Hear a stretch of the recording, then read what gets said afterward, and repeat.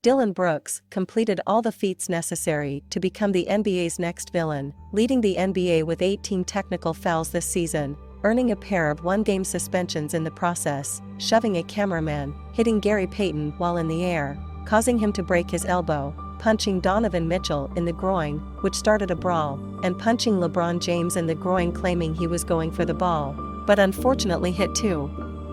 He termed his own playing philosophy as, "I poke bears," and he featured in the headlines after dismissively referring to James as old even though the 27-year-old Brooks was the second oldest active player in the Grizzlies roster. Besides, engaging in trash talk that Memphis Grizzlies deem as a distraction that contributed to their elimination from the playoffs, Brooks is earning quite a reputation for himself in his sixth NBA season as he evidently took upon himself to become the Grizzlies' over-emotional leader and on-court irritant, which culminated to the franchise asserting its lack of interest to continue its cooperation with the subject come next season. The announcement was met with multiple reactions from stakeholders such as, "Damn, bitch, you asked for the 40? Here's the 40. Here's the 40.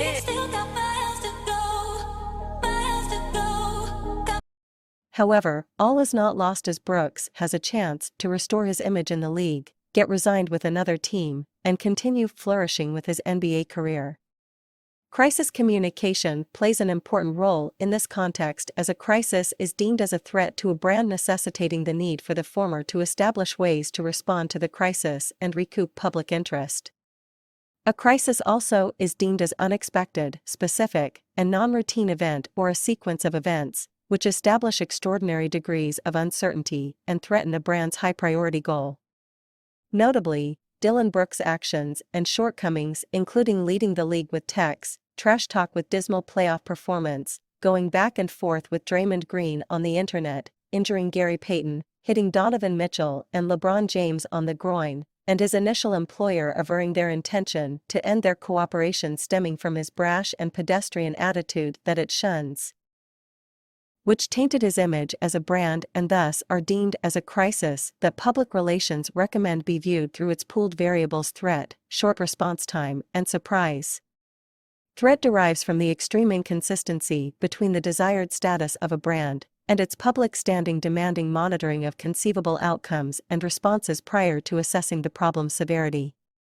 The second crisis aspect, short response time, recommends a crisis manager to avail a comprehensive and honest delineation of the crisis to the media and stakeholders in time to deal away with chances of establishing additional threat and uncertainty that can further ruin a brand's credibility and image. Last, surprise concerns the sudden confrontation with circumstances considered as unlikely and inconsistent with routine, such as Dillon Brooks' uncharacteristic dismissal by the Memphis Grizzlies and the lack of employment interest from another NBA franchise. Brands and organizations mitigate crisis by taking both a preventive and restorative approaches. Benoit's image restoration strategies avails 5 image restoration techniques to comprehend the image repair message, and they include denial, evasion of responsibility, reducing the offensiveness of an act, corrective action, and mortification. In most cases, brands and individuals usually apply these strategies unconsciously unaware of their meaning and effects. Dillon Brooks utilized denial as a strategy in defending his actions against accusations of intentionally hitting LeBron James on the groin as he claimed that he was reaching for the ball, which abounds as simple denial. Evasion of responsibility comprises 4 tactics: provocation, defeasibility, accident, and good intention, all facilitating an entity to manipulate public perception and renounce responsibility for their actions. For instance, Dillon Brooks initially employed defeasibility as a strategy, although unsuccessfully, after pushing a cameraman and failing to check on him before returning to the game, which contributed to the NBA fining him. Brooks also claimed accident in the LeBron's groin issue, where the NBA deemed his premise successful and issued no further penalties for hitting the Lakers star, as per an NBA spokesperson. Good intentions is also evident in Brooks' response to why he hit LeBron James in the groin, as he cites as he was reaching for the ball, which qualifies his innocence to some extent. Reducing offensiveness encompasses offering an alternative perspective to the issue and consists of 6 tactics including bolstering, minimize, differentiate, transcend, attack accuser, and compensate. Bolstering is a good option in this context as it permits a brand to emphasize its good traits, which Dillon Brooks applies severally when he reiterates his defensive agility and sportsmanship, sentiments that, if acknowledged by the NBA fraternity, bolster his image. Dillon Brooks should also try to minimize the negative feelings related with his wrongful acts by addressing his engaging in trash talk as a necessary evil intended to impair the opponent.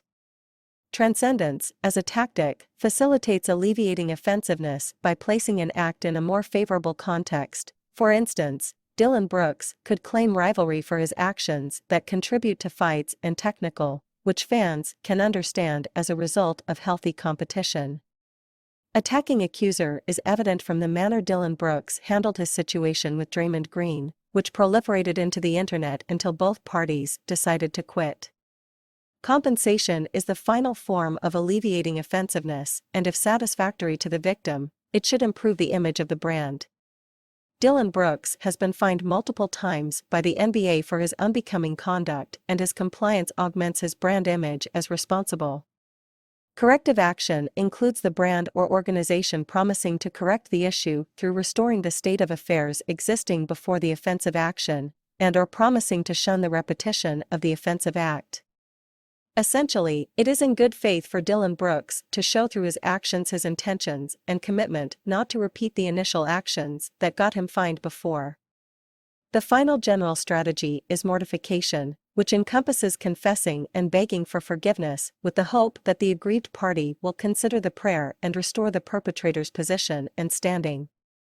For instance, if it really means much to Dillon Brooks, he can craft a letter to the Grizzlies explaining his behavior, regret associated, and intention to change for the good of the organization. Communication is deemed as the vital means to reinstate a brand's image, as it allows stakeholders to comprehend and influence its image via the formation of people's experience leading to their interpretations concerning the brand or corporation. Hopefully, Dillon Brooks lands a competitive franchise next season and stays on his best behavior, because NBA players who made it out of Canada, flipping that competitive switch off is a lot easier said than done.